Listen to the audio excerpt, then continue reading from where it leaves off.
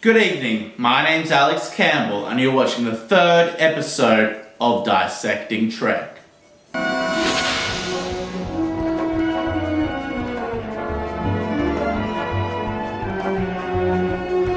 On this episode, I'll be dissecting Where No Man Has Gone Before, the first ever pilot of the original series of Star Trek.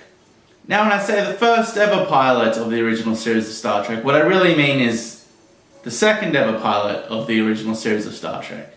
Because what happened, you see, is the NBC commissioned Gene Roddenberry to make the pilot episode of Star Trek, which he did.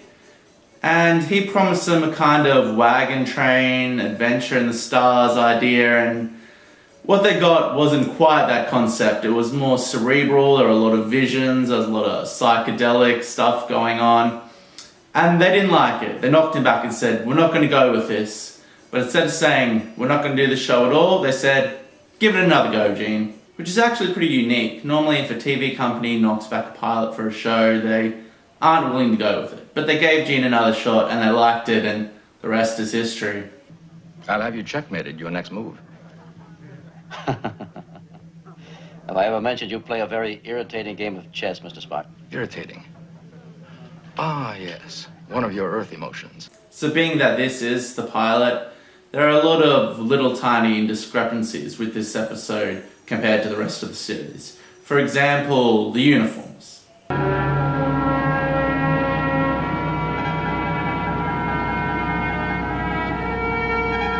They don't have the traditional gold, red and blue uniforms. They have gold, tan and blue. And Spock's wearing a yellow shirt, which is really weird, you know? Also they have these weird turtleneck collars on them. But the big thing that is different with this episode in comparison to the rest of the episodes from the original series is that Nichelle Nichols as Uhura is not here and DeForest Kelley's Bones is not here. Now they've got some other old, fat, portly, stupid doctor on the ship instead of DeForest. Decoding memory banks. I'll try to interpolate. And you'd think just one episode in not having Bones wouldn't be that bad. But for me it really highlighted what DeForest Kelley brought to this show and how important his portrayal of Bones and his character was to the entire show. I actually came to the conclusion while watching this episode void of Bones that he's my favourite character in the original series. Mostly because of his snappy attitude and how cynical he is, and I tend to be a cynic and bad-tempered as well. I just love Bones. He's funny, he's relatable, and he's a bit of an asshole, let's be honest.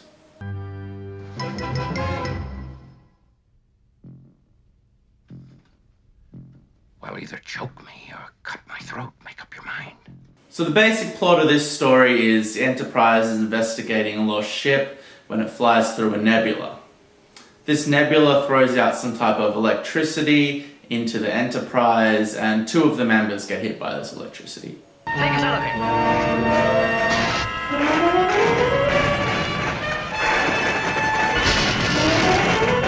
They both start to develop ESP, which gives them telekinesis, foresight into the future, the capability to create matter out of nothing. Behold.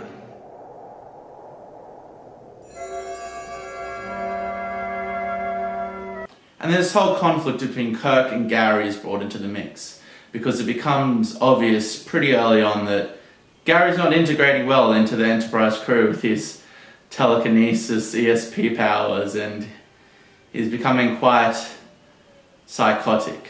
You've been testing your ability to take over the Enterprise. In the transporter room, you said something about us seeming like insects by comparison. Squashing us if we got in your way. I was drugged then. And Kirk has been friends with Gary for some time. They've been on adventures together, served time at Starfleet, and quite attached. Remember those rodent things on Dimmerus? The poison darts they threw? I took one meant for you. And almost died. In this remastered version that I was watching, they have some really good CGI shots of the Enterprise entering the nebula, and it looks really pretty.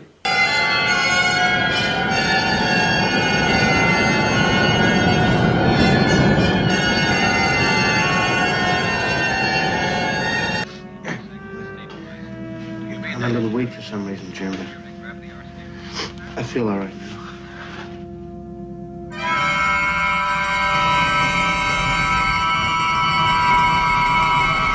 Holy shit.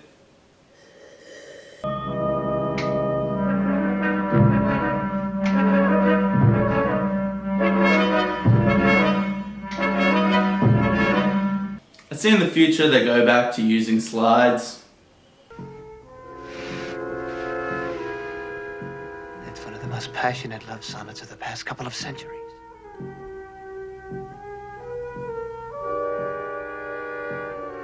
How do you feel, Doctor? How do you feel? Kinda creeped out. Mr. Scott, would you repeat what you just told us?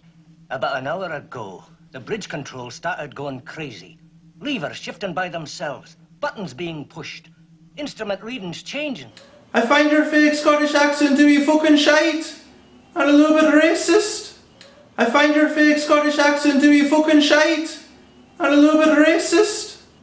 James Doohan, the guy who plays Scotty, is not Scottish, by the way, he's English.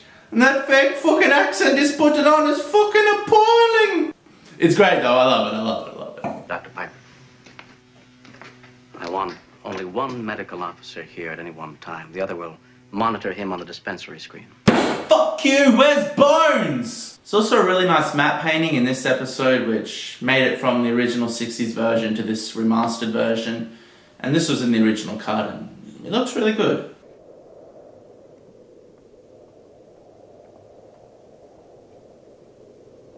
Bring back matte paintings, Hollywood. Fuck your CGI shit. So from the original pilot that Gene Roddenberry recorded for NBC, there's only one actor who made it through into this, the second pilot, and that's Leonard Nimoy. And the NBC actually didn't want him in this show because Spock looks like he has satanic elements of him. His ears and his eyebrows, I guess. I never really picked up on that. But it's just funny thinking the NBC was like, we don't want that Satan guy in our show.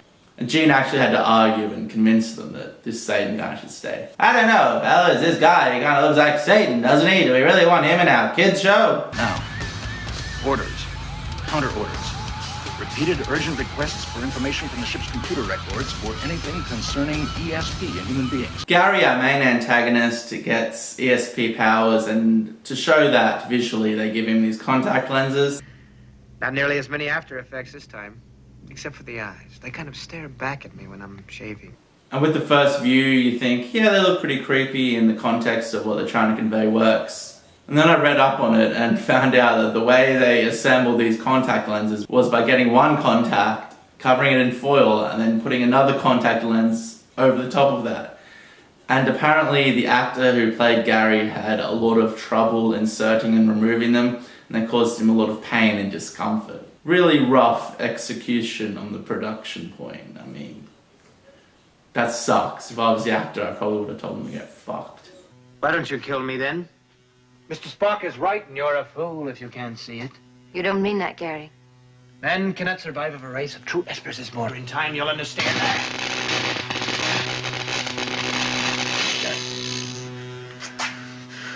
Gary, go!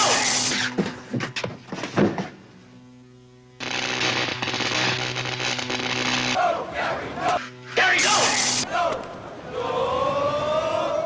Now it all builds to the point where Kirk manages to get Gary down onto this planet that he plans to maroon him on and leave him there.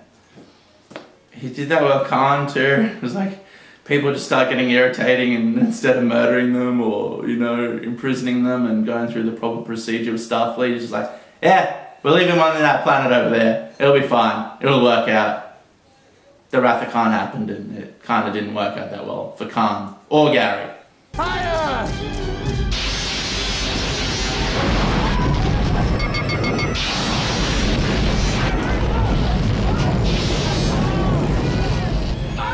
So anyway, the conclusion of this is a fight, because NBC thought that the original pilot Roddenberry gave them was too cerebral, so Roddenberry just thought they want fun and adventure, I'll give them a fight. Hang on to being a human for 1 minute longer. I'm disappointed in you, Elizabeth. The conclusion of this episode is fulfilling. The way that Kirk manages to... Spoilers! Show's 50 years old, people, fucking watch it. The way Kirk manages to kill Gary is believable, and it makes sense with Gary's superhuman powers. There's also another little thing. Gary creates a tombstone and an empty grave for Kirk and says he's going to throw him into it, which I actually really like thematically. He deserves a decent burial, at least.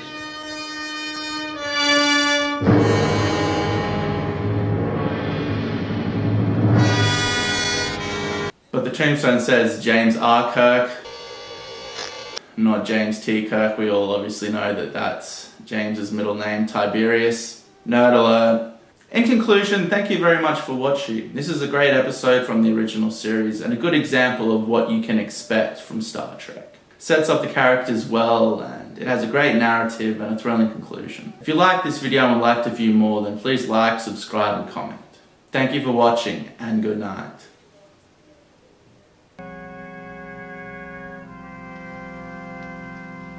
I'm thirsty.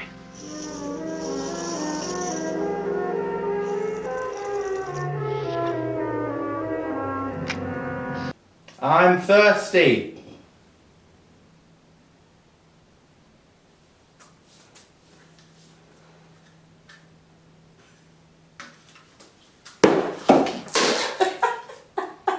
You were a psychiatrist once. You know the ugly, savage things we all keep buried that none of us dare expose, but he'll dare. Who's to stop him? He doesn't need to care. Be a psychiatrist for 1 minute longer. What do you see happening to him? What's your prognosis, Doctor? He's coming.